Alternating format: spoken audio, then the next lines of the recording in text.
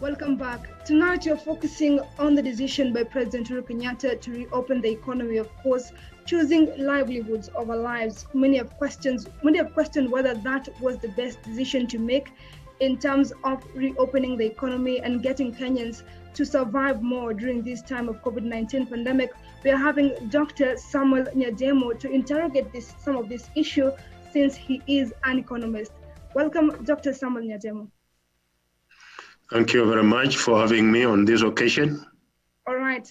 Mr. Nyademo, Dr. Nyademo, my first question will be on the decision by President Uhuru Kenyatta. Was that the best decision, looking at it in terms of reviving the economy? Do you think the president was pushed to the wall, given the 3 months where Kenyans have had tough times when it comes to the economy? I don't think whether the president was pushed into the wall. The president had no any other option except to open the economy. Mm-hmm. This is simply because it was long overdue to balance between the lives of Kenyans and their livelihood. Mm-hmm. All along, ever since COVID came into being, the government of Kenya, under the leadership of President Uhuru Kenyatta, has been focusing more on saving lives at the expense of various economic activities. Time came now, yesterday, when the president had no any other option except to strike a balance between the livelihoods of Kenyans and their lives. Mm-hmm. Meaning, therefore, besides focusing more on health matters to save many Kenyans from the pandemic, it was also necessary for the president to focus more on the economy, failure to which the aftermath would have been more devastating than the virus itself. All right. Remember, as the government has been focusing on the lives of Kenyans, the economy has greatly suffered, putting many households into a lot of danger in terms of hunger, in terms of food security, and in terms of their livelihoods. So to me, honestly, I believe that was the right move in the right direction. All right. Given that you think that that is the right move, we have different sectors that, of course, boost the economy, which include tourism and agriculture. When we look into tourism, even as President Uhuru Kenyatta says that international travel will resume on the 1st of August, we are not sure that it is the time when tourists will love to visit the nation, given the COVID-19 pandemic. Looking into the agriculture, most of the imports of all horticultural products cannot take place during this particular time. How then are we expecting the economy to grow at such a hard time? I think, first of all, let's come to terms that the horticultural sector, ever since the pandemic, has been performing quite well. Mm-hmm. Statistically, this sector has performed well up to now, and is performing given the fact that European markets and the American markets have all along been operating. Remember, Kenya Airways opted to move into cargo transport, meaning therefore the horticultural sector is performing very well. The sector which has suffered drastically is the tourist sector. And I remember, even if the president opened yesterday about international flights, many countries worldwide have not opened. Therefore, to me, it was a wise decision to actually backtrack the opening of international flights up to around August, given the fact that many countries worldwide have not opened. I think that puts the question about our tourist sector in the country. It's high time the Minister of Tourism shifted goalposts into diversifying and encouraging the domestic tourism, so that we can encourage Kenyans also to be able to feast their tourist resort centers and promote the tourist industry. But nevertheless, this is one of the sectors we are focusing to pick very fast once the international flights starts taking place. So all is not lost. We have a lot of hopes in this sector, given the fact that it's one of the sectors where Kenya really banks on in terms of foreign currency generation. So all is not lost. The horticultural sector still is picking up very well and is performing fantastically very well. All right. You have said that, of course. On the other issue which you raised, now I think where we need to bank on now is the informal sector. We need to bank on more on the informal sector, where we have a good chunk of our labor force is engaged in. And this clearly has been spelled out in the this year's financial budget, where the government has actually put more efforts in terms of stimulus packages to entice and stimulate the informal sector. All right.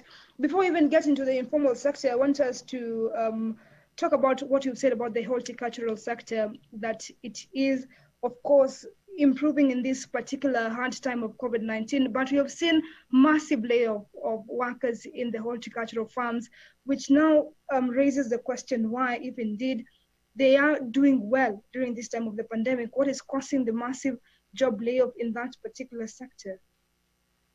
You know, at the initial time when COVID came into being, there was a lot of scare. And I think most of these farms never saw any hope. But when the Kenya Airways and the Ethiopian Airlines came in, there was hope now, in the sense that the markets were still open to the product. And the farms now have been assured of markets, particularly the American market, which has come in handy, whereby most of our products now are being shipped, are being airlifted to America. I think this is a point where you can also recall that most of these farms have started recalling some of the staff they had already laid off. This is evidenced by many farms in Naivasha, which have tried now to start recalling most of the workers whom they had laid off. All right. Okay, now let's look into the issue of massive job layoff that has been in different companies, of course, due to the brunt of COVID-19 pandemic. Some have said that even with President Uhuru Kenyatta reopening the economy, most of them will not be employed very soon as Kenyans try to grapple with how the economic sector is ongoing. Do you think the economic growth might be slowed down due to Kenyans adapting to the COVID-19 pandemic? Definitely. First of all, let's admit that whatever the farms are doing, they had no option except to downsize their labor force. Even though really on humanitarian grounds, the government should have come in and tried to subsidize so that the farms can be able to sustain themselves. But given the fact that the government has been slow in chipping into those farms, most of these farms had no option except to lay off. Otherwise, they'll be fizzled out of their business. The other part of your question is that the businesses are not likely to pick up very fast. Yeah. That will imply the speed at which they recall most of their workers will also be a bit slow. Yeah. That will imply that most of the people are going to stay out of work for a long period of time. And this definitely is going to compromise their incomes and definitely is going to compromise the purchasing power, which ultimately will affect the propensity to consume. That means, therefore, we are going to see a slow pace at which these farms are going to be up, and that definitely will have a bearing towards not only the pace at which the economy is going to grow, but also will actually negatively impact on revenue generation, and that will compromise revenue collection on the side of the government. All right. Okay. Now, some pessimists have said that there are some loose ends in terms of easing the restrictions that have been in place in terms of combating COVID-19, that the reopening of the economy might be short-lived should the cases rise, because President Uhuru Kenyatta now says you are on your own. It's upon you to ensure that you adhere to the measures so that the cases, there can be a downward trajectory when it comes to COVID-19 cases. Do you perhaps think as an economist that this reopening of the economy might be short-lived for a short period of time? You know, there are two ways here. Firstly, I want to concur with the president. The president has been forced into the corner, as you initially said, which I agree. He had no option except to balance between the lives of Kenyans and the economy. At the same time, given the fact that the president now has opened, it now squarely and entirely rests on the Kenyans themselves. Kenyans must actually live to the fact that they are now on their own, and how they are going to behave from today henceforth is going to be a determinant of either making it or the president again being forced into the corner to reverse the decision he made yesterday and have a complete lockdown. So the choice is amongst the Kenyans, you and me and other Kenyans, that it now depends on individual behavior, individual responsibility, and it is a collective effort of all Kenyans to join hands together and support the president's directive, and individually take personal responsibility of adhering to all preconditions given or as prescribed by the Minister of Health. You know, most Kenyans at times take things for granted. And indeed, I want to agree even with Mutai Kawe. It will now depend on each individual, how that Kenyan individual is going to carry himself forward from today. Yeah. Failure to which the president will not hesitate to enter into another second lockdown. All right. Having seen the current economic environment, or some call it the economic climate, do you think the small and the medium enterprises have a space to revive themselves, given the current measures that we are having that have been set, of course, by the Ministry of Treasury and the national government? Do we see a possibility of them rising up, some which had totally fallen due to the brunt of COVID-19? Kenyans are hardworking people. Kenyans are innovative. I think what we expect from the government is to give a conducive environment for businesses to thrive. Create ample security to the Kenyans, create a conducive environment, have a proper tax regime, and the Kenyans will sort themselves out. I know and I believe Kenyans are hardworking people. What is lacking is that conducive environment. And once the conducive environment is created by the government, and once the government creates incentives for these businesses to thrive, and once the zero rate taxes on some of these economic activities, the business will catch up. It's all not lost. It now squarely depends on the government creating a conducive environment, legislating these businesses, enhancing security, and protecting the property of the propertiers for businesses to thrive. Or otherwise, Kenyans are hardworking people. All right. The different economists have come out with different models on how they anticipate the economy to grow. Some say that it will be stagnant. Others have come out with some letters. Some say it will be an L model of economic growth. Others call it a W model. Perhaps, what do you think will be the model of economic growth moving forward, even as we learn to live with the new normal of COVID-19? It's important, first of all, I bring to the attention of the listeners and you that the Kenyan economy is unique, is actually unique as compared to the economies within the region, on the sense that the Kenyan economy is highly diversified, is quite dynamic. Hence, therefore, the period under which there has been a lockdown cannot necessitate the economy going into complete recession. That will imply once the economy has opened up, once we minimize the lockdowns and enhance easy mobility, the economy will never be stagnant, except it will pick up. So at the initial place, the pace at which it will pick up will be slightly slower, and towards the coming 2-3 months, the economy will be at its best, given the fact that all factors will be held constant. So there should be no scare about the economy becoming stagnant. Kenyan economy is dynamic, it's versatile, and highly diversified, meaning, therefore, the economy will be at its best in 3 months from now, assuming that there will be no any other disturbances. All right.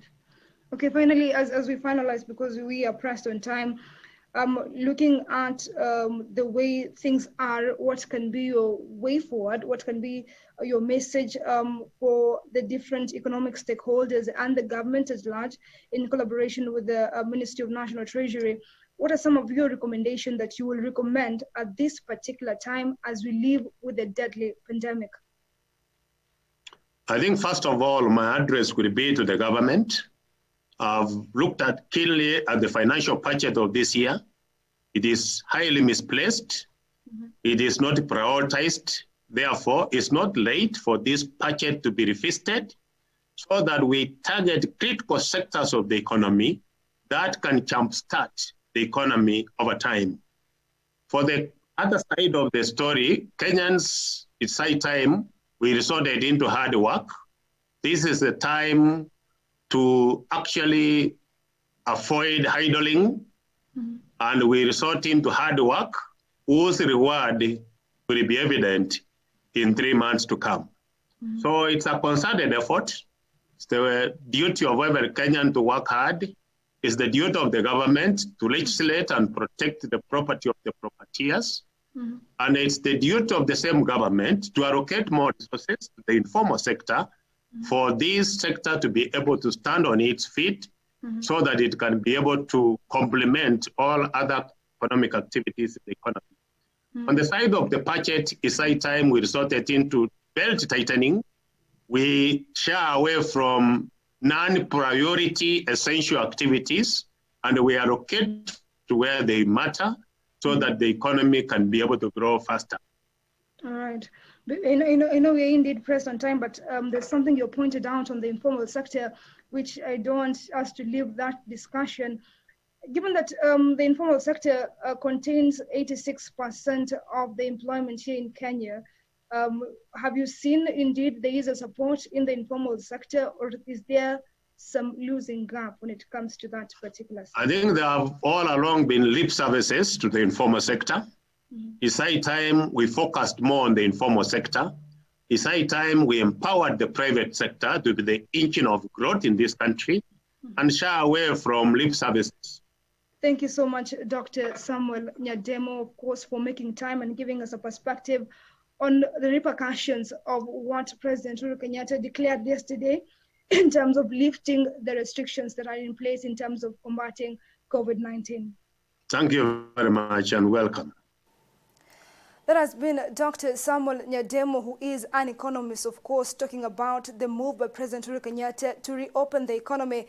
He says that Kenyans are a hard-working populace, and therefore the economy is bound to improve in this particular time where we are living with the COVID-19 pandemic. We are taking a short break, but we'll be back in a moment. Do stay tuned.